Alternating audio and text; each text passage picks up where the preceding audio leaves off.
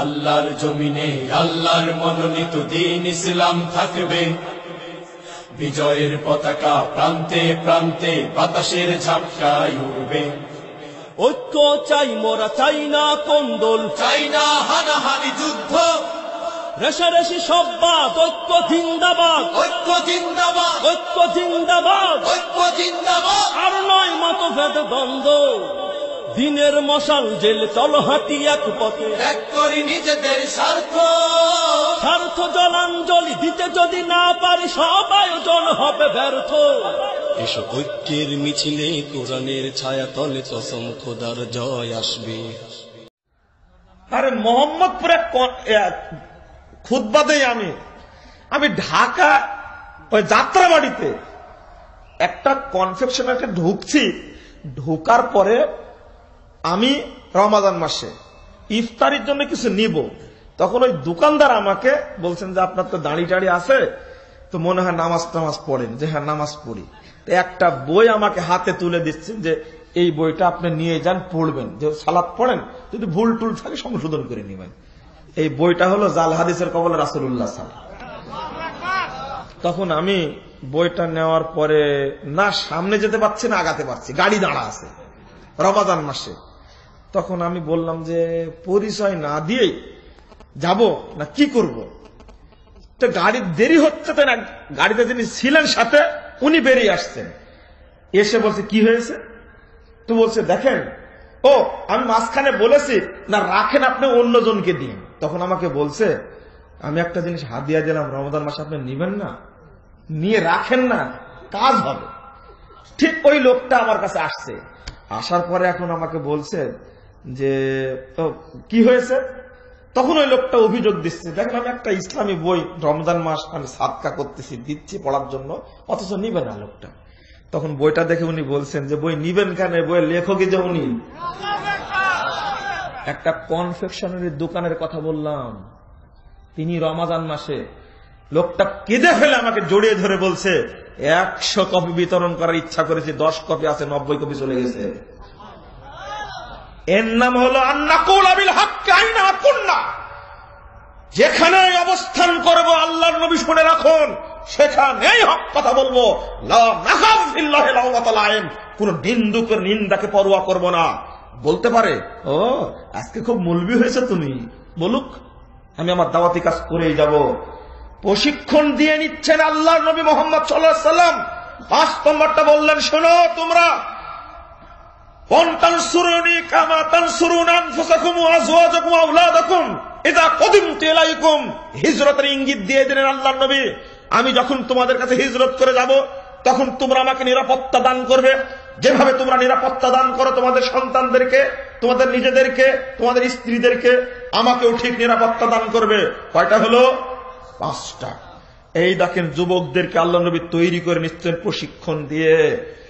এই ঘটনা উল্লেখ করে টমাস কারলাইল 1840 সালে এডিনবার্গে ভাষণ দেওয়ার সময় বলছেন, on heroes society, heroes prophet Mohammad সাল্লাল্লাহু আলাইহি সাল্লাম। শিরোনাম ছিল এটা। এই শিরোনামের কথা বলতে গিয়েই তিনি প্রথম যে বাক্যটি বলেছেন, আকাবার শপথের কারণেই সেই পশ্চিম দারানার থেকে নিয়ে পূর্ব দিল্লি পর্যন্ত মোহাম্মদের আদর্শ 100 বছরের মধ্যে সব জায়গায় ছড়িয়ে পড়েছে। আল্লাহু আকবার। এই আদর্শ, এই যে শিক্ষা দিলেন, প্রশিক্ষণ দিলেন, এই কথা বলতে না বলতেই সাহাবীরা বললেন, আসাদ বিন জুরারা বলছেন, মুসনাদে আহমদের হাদিস খুলুন এবং সহিহ ইবনে হিব্বান 7012 নম্বর হাদিস। আসাদ বিন জুরারা বলছেন, হে আল্লাহর নবী, ইনফাল্লা যালিক ফামালানা, আমরা যদি এই 5টি কাজ বাস্তবায়ন করি তাহলে আমাদের জন্য কি পুরস্কার রয়েছে বলুন। আল্লাহর নবী সঙ্গে সঙ্গে বলেন একটি শব্দ, আল জান্নাহ, তোমাদের জন্য জান্নাত রয়েছে। এই কথা বলার পরে আসাদ বিন জুরারা বলছেন, হুকসুদি আদাকা ইয়া মুহাম্মদ, আর দেরি করবেন না, আপনার হাতটা আমাদের দিকে বাড়িয়ে দিন, ডান হাত বাড়িয়ে দিন। লা নুকিলু ওয়ালা নাস্তাকিলু রিবালবাই হাযিহি, আপনার সাথে যে চুক্তিটা হচ্ছে, আমরা এই 5টা কাজ করব, আপনি আমাদেরকে জান্নাত দিবেন, আমরা 5টা কাজ করব, আপনি আমাদেরকে জান্নাত দিবেন। এই চুক্তি আজকে হচ্ছে, কোনদিন মরা পর্যন্ত ভঙ্গ করব না, ভঙ্গ করার আবেদনও করব না। এই কথা বলতে না বলতেই জিবরিল আমিন এসে হাজির। আলো আধারের মাঝে ফজরের একটু আগ দিয়ে সুড়ঙ্গ পথে আল্লাহর নবীর কাছে শপথ করছেন ৭৫ জন ব্যক্তি। এই আল্লাহ খুশি হয়ে জিবরিল আমিনকে পাঠিয়ে দিয়েছেন। সাথে সাথে ১১১ নম্বর আয়াত পড়লেন এসে সূরা তওবার। আল্লাহ সুসংবাদ জানিয়ে দিয়েছেন, হে মোহাম্মদ তাদেরকে সুসংবাদ জানিয়ে দিন, ইন্নাল্লাহা আশতারা মিনাল মুমিনিনা আনফুসাহুম ওয়া আমওয়ালাহুম বিআন্না লাহুমুল জান্নাহ। আল্লাহ রাব্বুল আলামিন মুমিনদের জান এবং মালকে ক্রয় করে নিয়েছেন জান্নাতের বিনিময়ে। এই হলো আকাবার শপথের ঘটনা। তরুণদেরকে আল্লাহর নবী এভাবে তৈরি করলেন। এরপরে আল্লাহ রাসূল পাঠালেন মদিনার প্রশিক্ষণ দেওয়ার জন্য একজন সাহাবীকে। সেই সাহাবীর নাম ছিল মুসআব বিন উমাইর। মনে থাকবে? মুসআবের পরিচয় জানেন? ওই তরুণ ছেলে, তোমার ঢং দেখে তো মনে হয় তোমার মতো ধনী লোকের ছেলে আর পৃথিবীতে নাই। মোটরসাইকেলে চড়েছে তো এইভাবে ঘুরে একবার এই দিকে যায়, দেখেন না চোখে? ওর মাথার চুলগুলো এত সুন্দর, শার্টটা এত দামি, দেখতে আশ্চর্য। একটা শার্ট কয়দিন পরো তুমি? একটা শার্ট কয়দিন পরো? যে না, অত বড় ধনীর দুলার এখনো হননি। একটা শার্ট তুমি 1 বছরও পরো, 6 মাসও পরো, 1 মাস পরো। আমি যে তরুণের কথা বলছি, এই তরুণের নাম হল মুসআব বিন উমাইর। তিনি একটা পোশাক জীবনে মাত্র 3 দিন পরতেন। এত ধনাঢ্য পরিবারের সন্তান একজনই। আল্লাহর নবী কাবা ঘরের সাথে ঠেস দিয়েছেন এভাবে, দিয়ে গুনগুন করে কোরআন তেলাওয়াত করছেন। গিয়ে বলছেন, চাচা কি পড়ছেন? মুসআব গিয়ে বলছেন, কি পড়ছেন? এটাই হলো কোরআন, আল্লাহ আমার উপরে নাজিল করেছেন, তো আমিও পড়ব। আচ্ছা ঠিক আছে, তাহলে তো কোরআন পড়া যাবে না ইসলাম না গ্রহণ করলে। কি বলতে হবে বলেন?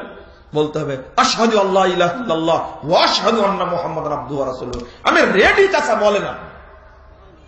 মুসআব বাচ্চা ছেলে, তরুণ ছেলে, আমি রেডি চাচা। এই যে ইসলাম গ্রহণ করলেন গোত্রের একজন ব্যক্তি মুসআব বিন উমাইর। এই কথা শোনার পরে তার মা খাওয়া দাওয়া বন্ধ করে দিয়েছে, ডেকে পাঠিয়েছে, বাড়ি থেকে বহিষ্কার করে দিয়েছে। 7 দিন পরে ডেকে পাঠিয়েছে, বলছে এসে দেখো মুসআব, তোমাকে খুব কষ্ট করে মানুষ করেছি, খুব আদরের সন্তান তুমি। তুমি ইসলাম গ্রহণ করার কারণে আমি 7 দিন যাবৎ কোনো পানি খাইনি, কোনো খাবার দাবার করিনি, আমি মরমার অবস্থা। তুমি মুহাম্মাদের দিন ত্যাগ করো। এই কথা বলতে না বলতেই মুসআব রাদিয়াল্লাহু আনহু বলেছেন, ওয়াইন খরাজাত নাফসুকা আলফামিয়া মাররা, ও আম্মা, তোমার আত্মা যদি এইভাবে মরতে মরতে 1000 বার মরো তুমি, লা আরজি মিন দ্বীনে মুহাম্মদ সাল্লাল্লাহু আলাইহি ওয়াসাল্লাম, আমি মুহাম্মাদের দিন ত্যাগ করতে পারবো না। এই দেখো যৌবনকাল কাকে বলে? আল্লাহর নবী পাঠালেন মুসআব বিন উমাইরকে। ইসলামের প্রথম রাষ্ট্রদূতের নাম হল মুসআব বিন উমাইর। তিনি গেলেন, একাই পুরো মদিনাতে দাওয়াতি কাজ করলেন, এমন ভাবে কাজ করলেন।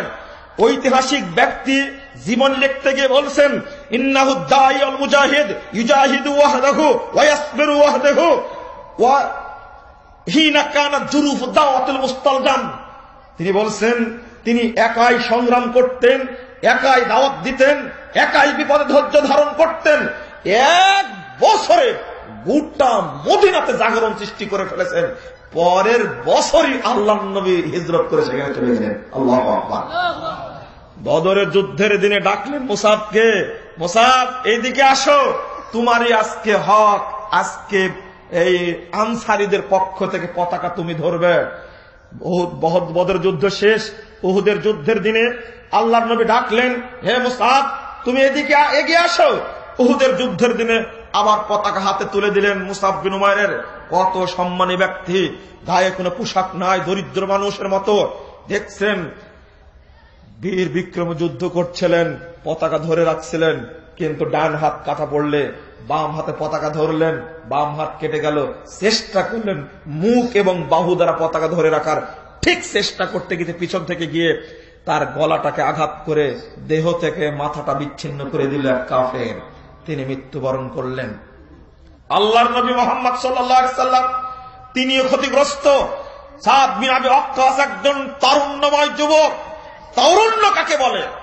তিনি আল্লাহর নবীকে রক্ষা করবেন বলে আল্লাহর নবীর দাঁতে তীর লেগে দাঁত ভেঙে গেছে, তার গায়ে যদি শরীরে যেন কোনো তীর না লাগে এই জন্য তিনি রাসূলকে নিরাপত্তা দিচ্ছেন। এক পর্যায়ে আল্লাহর নবী একটা গর্তের মধ্যে মাথা দিয়ে দিলেন। সাদ বিন আবি ওয়াক্কাস তাকে বাঁচানোর জন্য তিনি একবারে দাঁড়িয়ে গেলেন। একটা নয়, দুইটা নয়, ৮১টা তীর তার শরীরে লেগেছে। আল্লাহর নবীর গায়ে তীর লাগতে দেননি। এর হলো তরুণের ত্যাগ, তারুণ্যের ত্যাগ। আবু বকর এবং ওমর রাদিয়াল্লাহু আনহু দুইজন ধরে আল্লাহর নবীকে নিয়ে যাচ্ছেন, উহুদ পাহাড়ের উপরের দিকে। উহুদ পাহাড়ের দেখছে কাফেররা, দেখতে পাচ্ছে এই রাস্তার দিকে আল্লাহর নবীকে নিয়ে যাচ্ছে। মুসাব বিন উমাইর এত সুন্দর ছিলেন দেখতে, রাসূলের চেহারার সাথে তার চেহারা মিল ছিল। যখন মুসাব রাদিয়াল্লাহু আনহু মারা গেছেন তখনই কাফেররা ঘোষণা করলো যুদ্ধ শেষ, আল্লাহর নবীকে মেরে ফেলে দিয়েছি। বুঝতে পারেননি? চেহারা সাদৃশ্য ছিল। আল্লাহ নবীকে নিয়ে গেছেন, এখন রাস্তা যেন না চিনতে পারে। উহুদ পাহাড় করছে কি জানেন? দেখেন যেন মানুষ উহুদ পাহাড়টা এইভাবে ঘুরে এদিক চলে গেছে। এই জন্য আল্লাহর নবী উহুদ পাহাড়ের উপরে উঠেছেন, আবু বকর আছেন, ওমর আছেন, আলী আছেন, তো উহুদ পাহাড় কাঁপছে, এভাবে কাঁপছে। আল্লাহ নবী এভাবে বলছেন, এই উহুদ লাঠি দেয়, এইভাবে, এই উহুদ কাঁপছ কেন? জানো না তোমার উপরে একজন নবী আছেন, একজন সিদ্দিক আছেন, আর দুইজন শহীদ আছেন। আল্লাহু আকবার। বলার পরে আল্লাহ নবী বলছেন, দেখো, এই তোমরা দেখো, নাহনু নুহিব্বুহু ওয়া ইউহিব্বুনা। উহুদ এমন একটা পাহাড়, এই যে উহুদ দেখছো না, সে আমাদের ভালোবাসে, আমরাও তাকে ভালোবাসি। কেন বললেন বলেন তো কথাটা? ওই যে উহুদ রাস্তা ঘুরাই দিল, যেন কাফেররা কি চিন্তা না পারে। এই তো ঘটনা শেষ। আল্লাহর নবী নেমে আসলেন পাহাড় থেকে। আসার পরে দেখছেন কে কোথায় পড়ে আছেন। দেখছেন যুদ্ধের মাঠের এক কোণে পড়ে আছেন মুসাব বিন উমাইর রাদিয়াল্লাহু আনহু। মুসাব বিন উমাইর রাদিয়াল্লাহু আনহু মাথা একদিকে, তার দেহটা একদিকে। এমত অবস্থায় আল্লাহর নবী বলছেন, মা রাআইতু বিমাক্কাতা আহসানা নিম্মাতান ওয়া আদাক্কাহুল্লাতান হালাত দা শাসাদের বিপর্দা। হে মুসাব, আল্লাহর নবীর চোখ দিয়ে টস টস করে পানি পড়ছে, আর বলছেন, হে মুসাব, তোমাকে যে পরিবার থেকে নিয়ে এসেছিলাম, আজকে দেখছি মক্কার বুকে তোমার মতো কোঁকড়ানো সুন্দর চুল কারো ছিল না, তোমার মতো সুন্দর পোশাক কারো ছিল না, আর আজকে তুমি ছিঁড়া কাপড়ে ঘাসের মধ্যে মুখ লেখে পড়ে আছো। আল্লাহর নবী এই কথা বলতে না বলতেই জিবরিল আমিন এসে সুসংবাদ জানিয়ে দিচ্ছেন, মুসাব কোনদিন না খেয়ে থেকেছেন এমনটা না। মুসাব রাদিয়াল্লাহু আনহু মদিনায় বসবাসের সময় তিনি বহুদিন একাধিক দিন খাদ্য পাননি, কারণ কাছে চাইতেও পারেননি তিনি। সেই মুসাব। আল্লাহ নবী কাঁদছেন আর বলছেন, মা রাআইতু বিমাক্কাতা আহসানা লিম্মাতান ওয়া আদাক্কাহুল্লাতান। হে মুসাব, মক্কার বুকে তোমার মতো সুন্দর সন্তানকে আমি দেখিনি, তোমার মতো শরীর কারো দেখিনি, এত সুন্দর পোশাক কারো দেখিনি, আর তুমি আজকে ছিঁড়া চাদরের মধ্যে মুখ লুকিয়ে আসো। এই কথা বলতে জিবরিল আমিন এসে বলছেন, 23 নম্বর আয়াত সূরা আহজাব আয়াত পাঠ করলেন জিবরিল আমিন, ওয়া রিজালুন কদ সাদাকু মা আহাদাল্লাহ আলাইহি। হে জিবরিল, হে মুহাম্মদ সাল্লাল্লাহু আলাইহি সাল্লাম, আপনি আল্লাহর পক্ষ থেকে সুসংবাদ শুনেনি।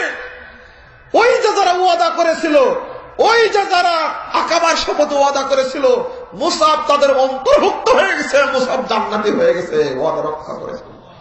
বলার পরেই মুসাব রাদিয়াল্লাহু আনহুকে কাফন পরানো হচ্ছে। সহিহ বুখারীর হাদিস, মুসাবকে কাফন পরানো হচ্ছে। সাহাবীরা বলছেন, আল্লাহর নবী, মুসাবের মাথার দিকে ওই কাপড় দিয়ে, যে কাপড় শরীরে ছিল, ওই কাপড় দিয়ে মাথা ঢাকলে পায়ের অর্ধেকটা বেরিয়ে থাকছে, পায়ের দিকে ঢাকলে মাথাটা বেরিয়ে থাকছে। নবী মুহাম্মদ সাল্লাল্লাহু আলাইহি ওয়াসাল্লাম বলছেন, মুসাবের মাথাটা ঢেকে দাও, পায়ে ঘাস দিয়ে দাও, আল্লাহ নবী বললেন, তোমাকে যে পরিবার থেকে নিয়ে এসেছিলাম, এই পরিবার ছিল ধনাঢ্য পরিবার, বিদায়ের সময় তোমাকে একটা কাপড় উপহার দিতে পারলাম না। এটা হলো তরুণের ত্যাগ, এটা হলো তরুণের ত্যাগ। এমনিতেই মোহাম্মদের আদর্শ পৃথিবীতে বিস্তার লাভ করেনি। একজন নবী, আফদালুন নাস, গোটা পৃথিবীর নবী তিনি মুহাম্মদ সাল্লাল্লাহু আলাইহি ওয়াসাল্লাম।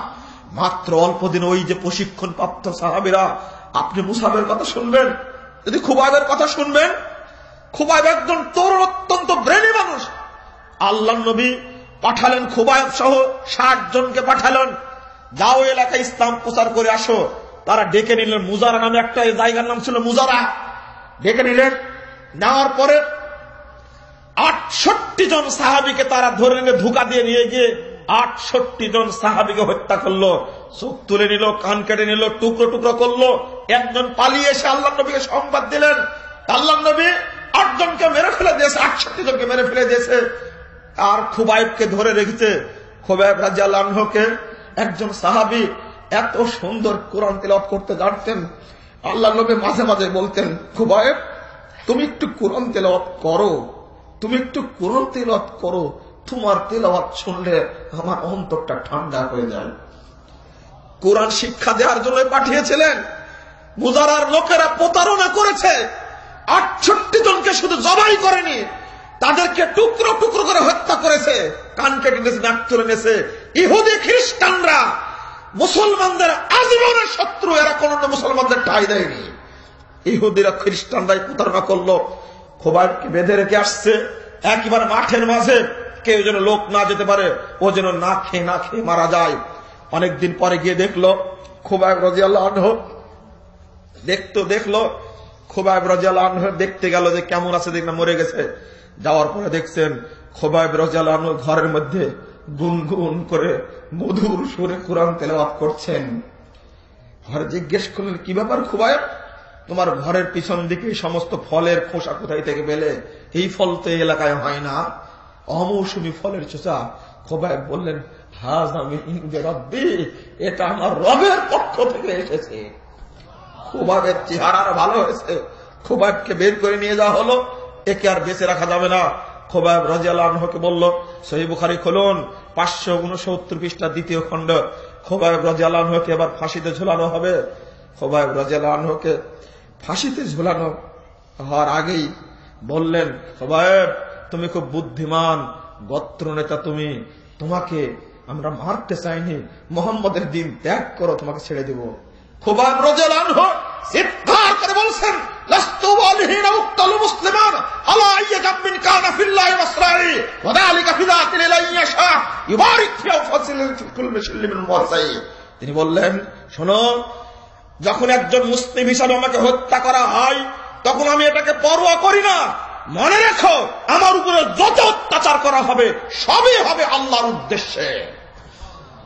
আমি জানি তোমরা আমাকে হত্যার পরে আমার সাথী ভাইদের মতো আমারও নাক তুলে নিবে, চোখ তুলে নিবে, হাত কেটে নিবে, টুকরো টুকরো করবে।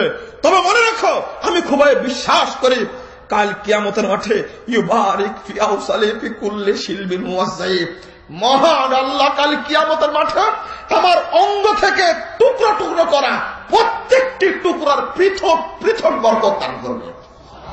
কি প্রেরণার ভিতরে ছিল, কি মেজাজ ছিল তার ভিতরে। তবে আমাকে 2 রাকাত সালাত আদায় করতে দাও। খুবাইব রাদিয়াল্লাহু আনহু খুব দ্রুত দাঁড়িয়ে তাড়াতাড়ি 2 রাকাত সালাত আদায় করলেন, করে বলছেন, শোনো, তোমরা যদি মনে না করতে খুবাইব মৃত্যুর ভয়ে সালাত দীর্ঘ করছে, এটা মনে না করলে আমি জীবনের শেষ 2টা সেজদা করতাম খুব দীর্ঘ, কিন্তু তা করতে পারলাম না। তবে আমি দোয়া করে গেলাম, আল্লাহর কাছে দোয়া করছে, আল্লাহুম্মা আহসিহিম আদাদা ওয়াকতুলহুম বাদাদা ওয়ালা তুবকি ফিল আরদি আহাদা। তিনি দোয়া করছেন, হে আল্লাহ, আমার সাথী ভাইদেরকে এরা হত্যা করেছে, আমাকেও তারা এখন হত্যা করছে। শুনে রাখো, আল্লাহ তোমার কাছে দোয়া করছি, আল্লাহুম্মা আহসিহিম আদাদা, আল্লাহ যারা আমাকে মারছে তুমি তাদেরকে একটা একটা করে গুনে গুনে রাখো। ওয়াকতুলহুম বাদাদা, তুমি তাদেরকে একবারে ধ্বংস করে দিও। ওয়ালা তুবকি ফিল আরদি আহাদা, পৃথিবীতে যেন তাদের একটা ঠান্ডা বাচ্চা টিকতে না পারে, আমি সহ্য করতে পারিনি, আমাকেও মেরে ফেলা হচ্ছে, আমার সাথী ভাইদেরকেও মেরেছে। ওই মুজারা গোত্রের উপরে দিয়ে পাখি পর্যন্ত উড়ে যায় না, সেখানে কোনো জীবজন্তু টিকতে পারে না। বদ দোয়ার কারণে মুজারা গোত্র শেষ হয়ে গেছে। আল্লাহ নবী একদিন না 2 দিন না এই কুনুতে নাজেলা পড়েছিলেন 1 মাস। কয় মাস? 1 মাস। খুবাইবকে ফাঁসি দিয়ে ঝুলানো আছে। এক আল বিদায়া ওয়ান নিহার মধ্যে আসছে, ঝুলানো আছে 29 দিন পর্যন্ত। খুবাইব রাদিয়াল্লাহু আনহুকে ঝুলানো আছে গাছের সাথে। আল্লাহ নবী 2 জনকে দায়িত্ব দিলেন, কে তার লাশটা নিয়ে আসবে। লাশটা খুলে নিয়ে আসছেন, যখন লাশ থেকে জান্নাতের সুগন্ধি বের হচ্ছে, খুব দ্রুত নিয়ে আসছেন। ইতিমধ্যে জানতে পেরেছে, তারা ধাওয়া করেছে যখন, তখন তারা নিয়ে আসতে পারলেন না। আল্লাহ নবী সাহাবীদের নিয়ে বসে আছে, তোমরা দেখো আজকে মজা দেখো, 2 জন সাহসী ব্যক্তি নিয়ে আসছে লাশ, কিন্তু নিয়ে আসতে পারছে না। ইতিমধ্যেই তারা কাছাকাছি চলে এসেছে। ঠিক ওই মুহূর্তেই আল্লাহর পক্ষ থেকে মৌমাছি ছিলেন না, ডাস মাছি এসে তাদেরকে কামড়ানো শুরু করেছে। আর সাহাবী 2 জন মাটির উপরে রেখে মাটিকে বলছে, এই মাটি, তুমি আল্লাহরই সৃষ্টি, আমরা হেফাজত করতে পারলো না, তুমি আল্লাহর সম্মান এক শহীদকে তুমি হেফাজত করো। মাটি তাকে সঙ্গে সঙ্গে নিয়ে নিল। কাফেরেরা এসে আর খুবাইবকে খুঁজে পেল না। এটা হলো খুবাইবের ইতিহাস। ইসলাম এমনি আসেনি। আমি বক্তব্য দীর্ঘ করতে চাই না, তবে এই ইতিহাস খালিদ বিন ওয়ালিদের, এই ইতিহাস তারেক বিন জিহাদের। আজকে তরুণরা থাকবে আলীর মতো, তরুণরা থাকবে আজকে খুবাইবের মতো, তরুণরা থাকবে মুসআব বিন উমাইরের মতো, আব্দুল ইবনে আব্বাস, আব্দুল ইবনে ওমরের মতো, আব্দুল ইবনে মাসউদ রাদিয়াল্লাহু আনহুর মতো। তারা হবেন একবার বীর সেনানী, ইসলামের জন্য তারা দাঁড়িয়ে যাবে, দাওয়াতি কাজ করে সর্বত্র। কিন্তু উল্টা হয়ে গেছে।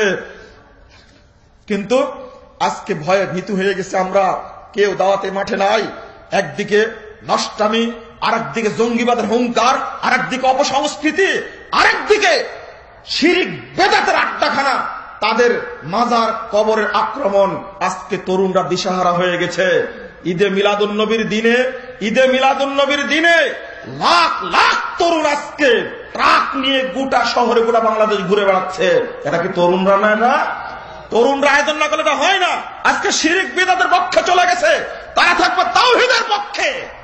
উপমহাদেশের ইতিহাসটাই যদি আপনার সামনে বলি, আপনি আশ্চর্য হবেন। আপনি দেখবেন, হে তরুণ ভাইরা, তুমি বক্ষে শক্তি অর্জন করো, বক্ষে শক্তি অর্জন করে সামনে এগিয়ে আসো। ডক্টর ইকবাল যখন ক্লাস 6 এর ছাত্র, তখন পত্র লিখেছেন, সারা জাহাঁ সে अच्छी है हिंदुस्तान हमारा, हम मुस्लिम है, हम बुलबुल है गुलिस्तान हमारा। তিনি পত্র লিখছেন, কবিতা লিখছেন, গোটা উপমহাদেশটা আমাদের ফুলের বাগান, আর এই ফুলের বাগানের বুলবুল হলাম আমরা। তাই গোটা পৃথিবীর মধ্যে শ্রেষ্ঠ জায়গা হলো হিন্দুস্তান। যখন লাহোর কলেজে পড়াশোনা করেন, তখন লাহোর কলেজে যখন পড়াশোনা করেন, তখন আল্লামা ইকবাল বলছেন, আমি যে কবিতা লিখেছি এটা ঠিক নয়, বরং কবিতা হলো এটা, चीन और हमारा हिंदुस्तान हमारा, मुस्लिम है हम, वतन है सारा जहां हमारा। তিনি বলছেন, আরব শাসন করেছে, চীন শাসন করেছে, হিন্দুস্তান শাসন করেছে, গোটা পৃথিবী মুসলমানরা শাসন করেছে। শুধু মহাদেশ না, গোটা পৃথিবীর মালিক হলো মুসলমানরা।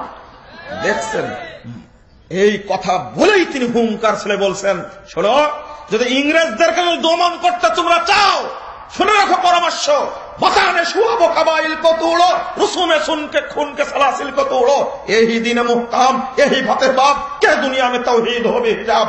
তোমাদের মধ্যে যত তরিকার বিভক্তি আছে, দলাদলি আছে, সবগুলোকে ভেঙে চুরমার করে দাও। যত রকমের রসম রেওয়াজ আছে, মিলাদ, কিয়াম, শবে বরাত ইত্যাদি নিয়ে তোমাদের ইখতিলাফ রয়েছে, সবগুলো চূর্ণ বিচূর্ণ করে দাও। এই দিনে মুহকাম, এখানে রয়েছে দিনের নির্দেশ, এই ফাতেহ বাব, এখানে রয়েছে বিজয়ের দরজা, কে দুনিয়া মে তাওহীদ হবে এটা। তখনই দেখবে গোটা পৃথিবীতে আসমানের নিচে তাওহীদের পতাকা পট পট করে উঠতে শুরু করেছে। এমনি বিজয় আসেনি, এমনি বিজয় আসেনি, রেনেসার কারণে এসেছে। ওইদিকে পাকিস্তানের জাতীয় কবি, স্বাধীনতার কবি, একই দিকে বাংলাদেশের স্বাধীনতার কবি, বিদ্রোহী কবি, মুসলিম চেতনার কবি কাজী নজরুল বলছেন, দুর্গমগিরি কান্তার মরুদস্তুর পারাপার লঙ্ঘিত হবে রাত্রি নিশীথে যাত্রীরা হুঁশিয়ার, দুলিতেছে তরি ফুলিতেছে দল ভুলিতেছে মাঝি পথ, কে আসো জোয়ান হও আগুয়ান হাকিছে ভবিষ্যৎ, এ তুফান ভারী দিতে হবে পাড়ি নিতে হবে তরিমা। এমনি স্বাধীনতা আসছে? এমনি স্বাধীনতা আসেনি, ত্যাগের বিনিময়ে আসছে। কিন্তু মুসলিম তরুণরা আজকে বিড়াল সেজেছে। সিংহের বাচ্চা যে বিড়াল হয় এটা জানা ছিল না। তোমাদের ইতিহাস জানার দরকার। যারা তোমরা ছাত্র তাদের ইতিহাস জানার দরকার। যে উপমহাদেশে ব্রিটিশ বিরোধী আন্দোলন আহলে হাদিসরাই করেছে, তরুণরাই করেছে, ভাষা আন্দোলন আহলে হাদিস উলামায়ে কেরাম করেছে। আর আজকে বাংলাদেশের এক শ্রেণীর কুলাঙ্গার আহলে হাদিসদেরকে বিতর্কিত করার জন্য জঙ্গিবাদের অভিযোগ দিচ্ছে।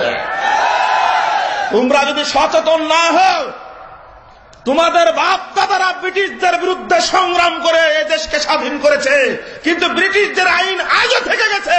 তোমরা যদি আবার জাগবে, ব্রিটিশ আইন বাতিল হয়ে আল্লাহ প্রদত্ত তাওহীদ বাংলাদেশ প্রতিষ্ঠা লাভ করবে ইনশাআল্লাহ, কোনো সন্দেহ নয়। দরকার বার ঐক্য। ঐক্য, তরুণরা যদি ঐক্যবদ্ধ হয়, তরুণরা যদি ঐক্যবদ্ধ হয়, ইনশাআল্লাহ বাংলাদেশে আহলে হাদিস ভাইরা ঐক্যবদ্ধ হবেই হবে, ইনশাআল্লাহ হবে, এতে কোনো সন্দেহ নয়। আমরা ঐক্য চাই, আমরা ঐক্য চাই। আলহামদুলিল্লাহ উদারতা দেখিয়েছিলেন। আমি খুব আনন্দিত হয়েছিলাম যে রাজশাহীতে আব্দুর রাজ্জাক বিন ইউসুফ সাহেব ডেকেছিলেন আল জামিয়া সালাফিয়ার প্রোগ্রামে। সেখানে ডক্টর আহমদুল্লাহ তিরিশ আলী সাহেব, আমি আশ্চর্য হই যে ডক্টর আব্দুল্লাহ ফারুক সাহেব, আব্দুল নূর মাদানী, ডক্টর লোকমান সাহেব, ডক্টর মুজাম্মেল সাহেব, তারপরে আরো যারা অনেক আলেম ওলামা যারা আমি এখন ভুলে যাচ্ছি, তারা সবাই উপস্থিত হয়েছিলেন। আলহামদুলিল্লাহ গোটা বাংলাদেশে এক প্ল্যাটফর্ম একটা জাগরণ তৈরি হয়েছে, হয়নি? আলহামদুলিল্লাহ। আমার সাথে অনেকদিন আগে দেখা হয়েছিল, তবে মনে হচ্ছে আজকের সভাপতি সাহেব বাংলাদেশ জমিয়তে আহলে হাদিসের সভাপতি, তাই না? আলহামদুলিল্লাহ। আপনি মনে হচ্ছে? বারাকাল্লাহ ফিক, বারাকাল্লাহ ফিক। 2006 সালে একদিন বক্তব্য দিচ্ছিলাম, তিনি ছিলেন প্রধান বক্তা, আমি ছিলাম দ্বিতীয় বক্তা। সেদিন তার দোয়া পেয়েছিলাম। জি জি, নূর আলাপুর, জি জি মনে আছে। তো উনি আমার পিঠে হাত দিয়ে, বক্তব্য শোনার পরে পিঠে হাত দিয়ে দোয়া দিয়েছিলেন। আমি আসলে আলেমদের দোয়ার ভিখারি আর আল্লাহর রহমতের ভিখারি। তিনি সেদিন আমাকে খুব সাহস দিয়েছিলেন, আমি আমার পরিচয় দিয়েছিলাম। দেখেন, নারায়ণগঞ্জ নরসিংদীর মানুষই পারে ঐক্যবদ্ধ একটা প্ল্যাটফর্ম গঠন করতে, ইনশাআল্লাহ। তার মধ্যে আমার এখন মনে হচ্ছে কাঞ্চন থেকে আওয়াজটা উঠবে ইনশাআল্লাহ। আল্লাহ তুমি কবুল করো।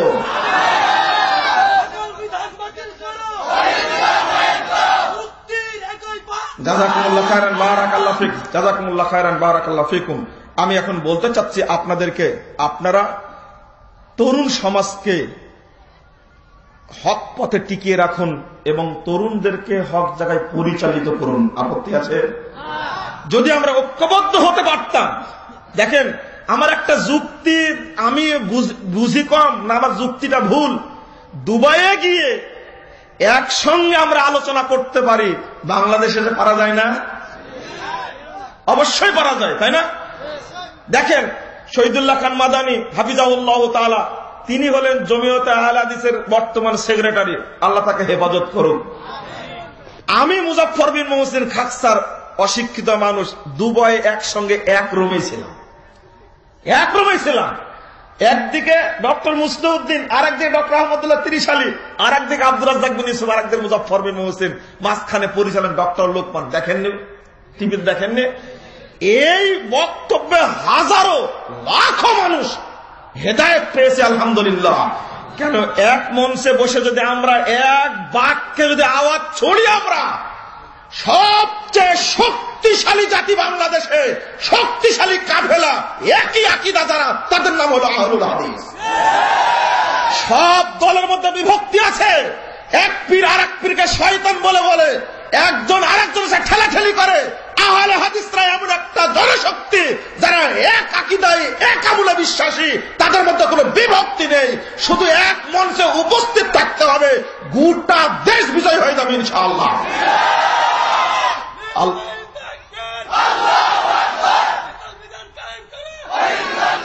জাযাকুমুল্লাহ খায়র। আমি আপনাদের উদ্দেশ্যে যে বিষয়টা বলছিলাম, কোরআন এবং সুন্নাহ ভিত্তিক দেশ গড়তে হবে আমরা প্রতিজ্ঞা করি। আল্লাহ আমাদের তুমি কবুল করো, আল্লাহুম্মা আমিন। আপনাদের অনেক কষ্ট দিয়েছি, আর কষ্ট দিতে চাই না। এই প্রেক্ষাপটে এসে আমি কর্তৃপক্ষকে আন্তরিক মোবারকবাদ জানাচ্ছি। তারা এই প্রোগ্রামের আয়োজন করেছে, আল্লাহ তাদেরকে কবুল করুন, আল্লাহুম্মা আমিন। বসেন বসেন বসেন বসে যান, বসেন বসেন বসেন বসেন বসেন। তাড়াহুড়া করবেন না। আমার বক্তৃতা উনি বক্তৃতা করেছেন, আমি সভাপতি। উনি যে কথা বলেছেন আমি আপনাদের সামনে কিছু কথা বলবো। আলহামদুলিল্লাহ আলহামদুলিল্লাহ আলহামদুলিল্লাহ। বসেন।